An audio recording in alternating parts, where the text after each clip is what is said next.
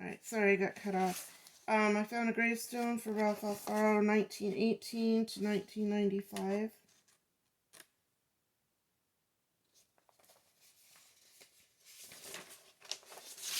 And then I found one for Esther Alfaro, 1915 to 1987.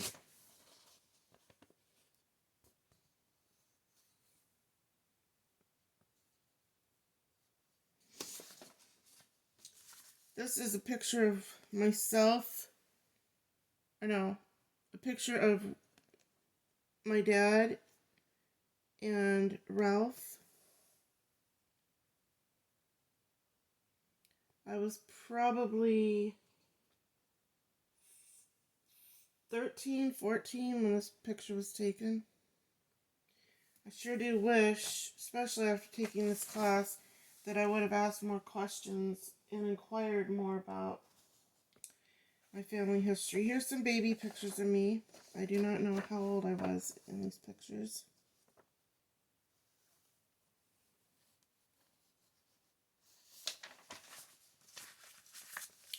Here's a picture of myself and three of my children. I have three sons and a daughter. Here's a picture of myself and Rudy. Now, I was born in Flagstaff, Arizona, and raised out in Winona. And I used to frequently go to this little gas station that sat not too far from the house. And it sits right next to I-40 freeway. And I used to go up there and get a soda pop. I'd usually ride my horse up there and I'd tie her up to a tree or a fence. And I'd get a soda pop and a bag of cheddar popcorn. And so we lived off of Route 66 in Winona.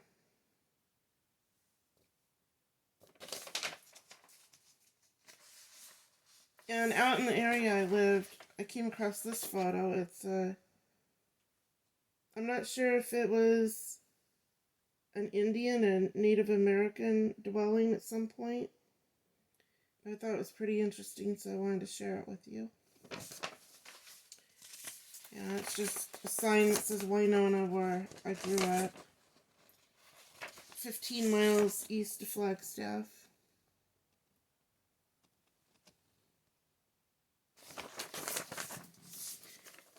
And this bridge, this is actually old Route 66 here that we lived off of. And our property was just, so if you went this way, our property was right over here. There was a gully that ran underneath the bridge. And the bridge wasn't closed down when I was growing up.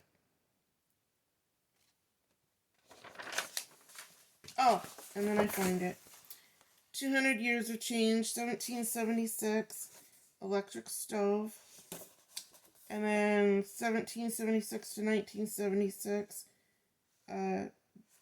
back when wood stoves were used more frequently. Now, I was raised using a wood stove. And here it says, Alicia Marie Alfaro, age 11, Christensen Elementary in Flagstaff, Arizona, Junior Indian Art Show, Museum of Northern Arizona. So I thought that was kind of cool.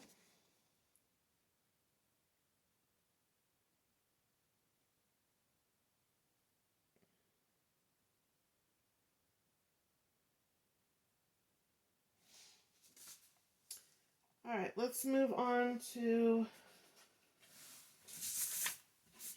Wish I had a better setup here. Alright, so my grandmother on my mom's side, Valerie Jean Nicole, born July 9th, 1920 in Los Angeles, California. In 1944, she married my grandfather, Gilbert Herman Schubert, 28. My grandmother's parents were Russell Charles Nicole, he was a rancher, and Mary St. John Hadley, she was a housewife. There's a picture. 1944 of my grandmother.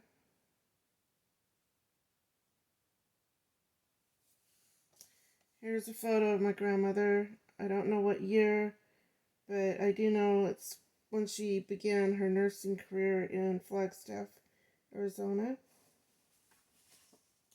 Here's a picture of my aunt. Working on a loom, making, she could have been making a blanket, I believe, using wool. She's still kind of a hippie type.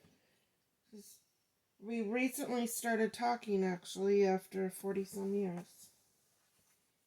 Here's a picture of myself and my grandmother. Train ride we were taking in Utah.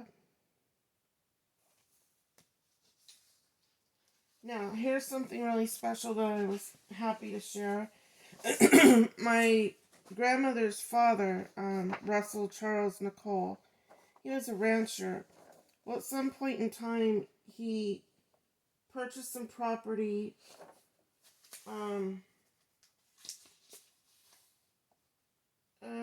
in Riverside County. I guess I should really start off with this. I'll read it to you. It's kind of hard for me to show it on the camera. Russell Nicole, inventor of the date shake. Los Angeles Times Archives, January 29th, 1987. Russell Charles Nicole, whose quaint roadside date shop in Riverside County blossomed into a busy and lucrative international mail order business. He passed away at age 90. Nicole, who died at John F. Kennedy Memorial Hospital, in India, took credit for inventing the date milkshake at his modest Valerie Jean, it was named after my grandmother, date shop on California, US 86. He opened it in 1928 and continued to operate it at a bend in the highway 5 miles south of Thermal, California for more than half a century. He only sold the shop last May, so that was probably 1980s. Here's a quote. I remember him for sincerity and honesty, and everyone in the valley knew him as a man who paid his bills, which I guess would be integrity, said Edward Kirby, who bought the shop from him. He never had a bad year financially, even during the Depression.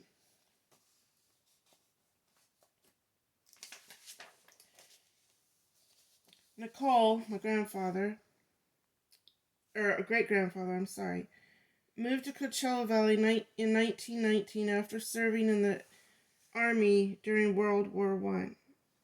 He started his business in 1928 with his life savings and a $500 bank loan.